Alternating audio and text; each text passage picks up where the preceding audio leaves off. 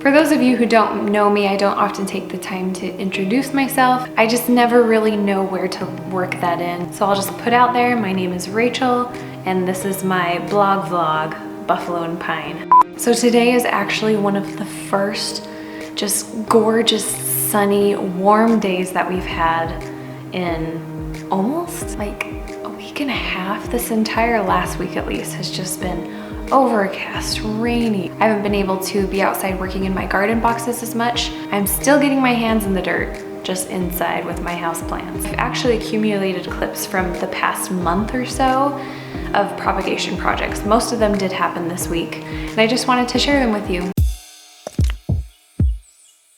So first off, I've been propagating my flapjack succulent. I had a spell where I overwatered it, and so the bottom leaves were kind of flimsy, and it just wasn't looking its best.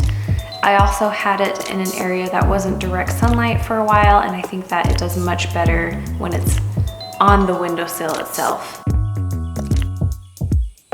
So what I did was I just removed most of the bottom leaves and beheaded that succulent.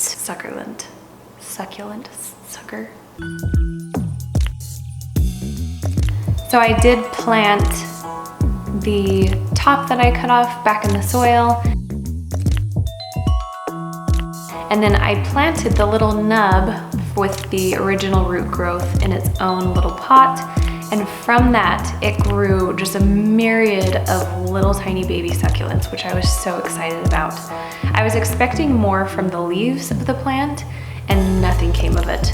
Most of them shriveled up and died. I think it's because they weren't in their healthiest state to begin with. And I also wasn't super careful and good about peeling off the leaves the right way, which I know is a big part of successful succulent propagation. So I ended up just throwing the leaves away. I am instead focusing on the little stub with all the little baby spurts that grew where I tore off all the leaves. And I planted a couple of those in their own pots, and I'm gonna let a couple more get a little bigger before I cut them off to put them in a pot as well.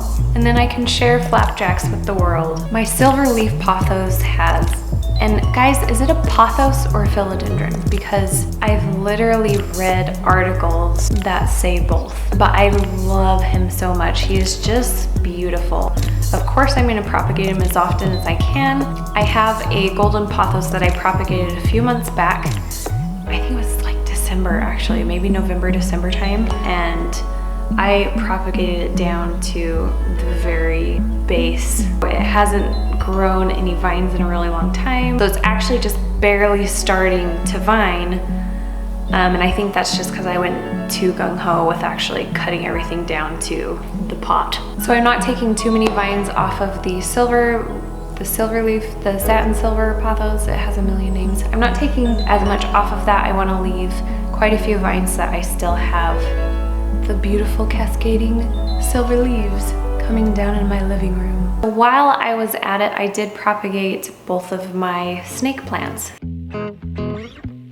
I just cut a couple leaves off of both and stuck them in the pot around them. I shared with you guys a while back that I tried to propagate them in water, and it didn't end up working out. A lot of your comments let me know that I just wasn't patient enough, and I hate things cluttering up my counter. Like, some of my propagation projects look really pretty, and so I can put them on shelves and they look very intentional, but then sometimes it just looks chunky and awkward and looks like I cut up a bunch of leaves and stuck it in a jar, and it just didn't work for me. So I'm trying dirt propagation this go, and a little rooting hormone, of course. That way they can take their time and they can grow roots when they're ready, and I don't have to stress about it being on my counter. This last week I also propagated the angel wings cactus, and that thing grows like wildfire. It's so nice to get a plant that's just doubles in size over the course of a few weeks.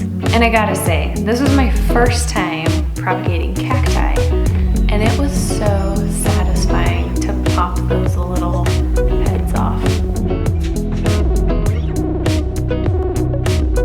So I did add a little bit of rooting hormone on those as well. I'm having a lot of fun with the rooting hormone. Even if they can grow roots fine on their own, why not? So I put those in their own little terracotta pots. Until they actually root, I think I'm going to switch them into I'm gonna put them in those just because I think the soil needs to be a little more moist than what the terracotta pots will permit. But I'll just do that on a different day.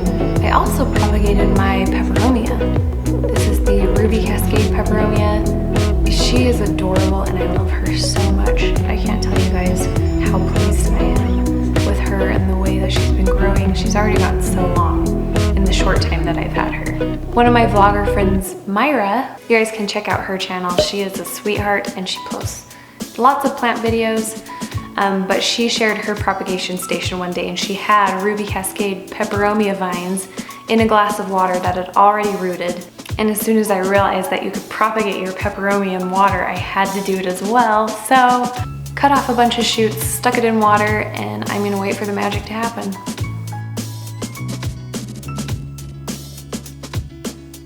I have a Hoya plant, and I believe, because of the variegation placement, I do believe it is the Crimson Princess Hoya. She is very hardy and she's been growing really well for me. I've learned that Hoya propagation is very slow. They grow very slow, they also propagate very slowly. So I'm trying to practice patience. I'm trying to keep my sanity and not throw it into the compost because it's taking so long to root. I'm pretty sure this one I started almost 2 months ago. Fingers crossed she roots so I can hand her off to somebody else. So I recently got a spider plant because that first plant that I got, it's really just not looking like a spider plant that I showed you guys in my haul video a couple videos back. So I got a spider plant at a boutique plant shop this last week. It had tons of baby shoots and I cut them all off just so that the plant can kind of regroup and focus on itself again because I think that a lot of the energy was going to those little baby shoots. So I cut all of them off. I don't think I can even hand out that many baby spider plants. People don't love spider plants, but we'll see if there's any takers. I put rubber bands around the jar just so that they would kind of sit on the surface of the jar. I didn't want the water getting yucky because there were leaves in it. They all sit really nice on top of the rubber bands, and I have a couple jars worth. So we'll see if anybody wants spider plants. I like spider plants. I like them.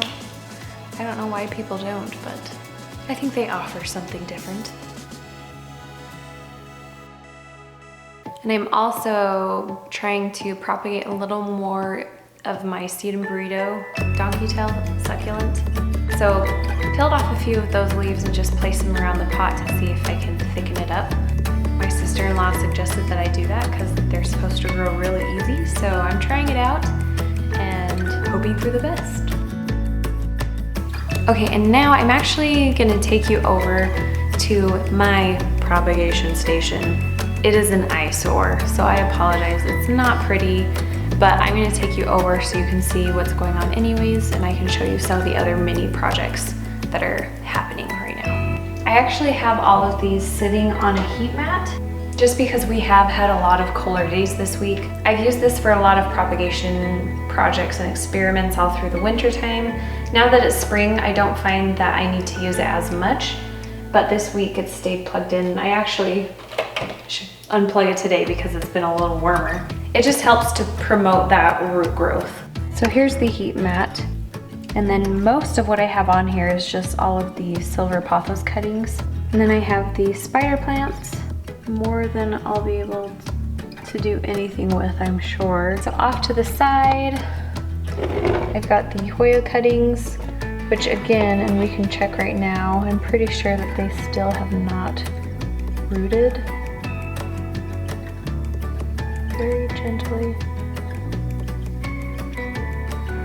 Felt a little pull.